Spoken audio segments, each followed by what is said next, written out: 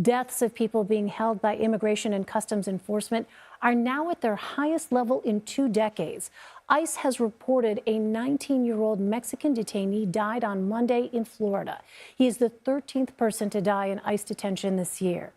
CBS News Confirmed data journalist Julia Ingram is with me now on set. Julia, thanks so much for being with us. So what are we learning now about the growing number of deaths in ICE custody?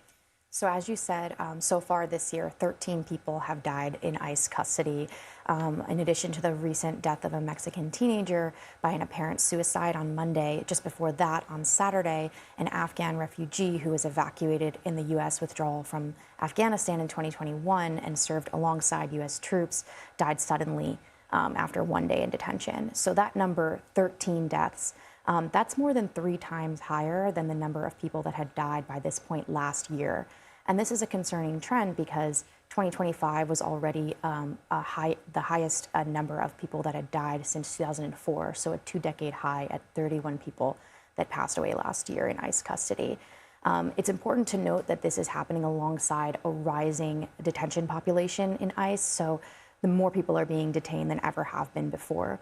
But even after accounting for the average daily ICE detention population, we found that the death rate per 10,000 detainees was about 5.6, and that's a higher number than in any year since 2020, which is when the COVID-19 pandemic broke out, and that accounted for several of the deaths. That's really important context when you kind of spell out the numbers like that. So with all of these open questions, how is ICE responding to this?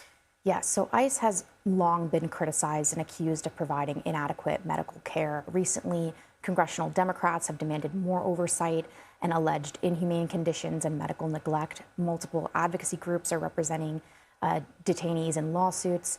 But every time that ICE announces a death, it puts out a press release, and most of these say that comprehensive medical care is provided from the moment individuals arrive throughout the entirety of their stay. And in a few statements, it even said that this is the best health care that many aliens have received in their entire lives. So we reached out to the agency to ask specifically about this rising number of deaths and the high death rate, and they did not respond.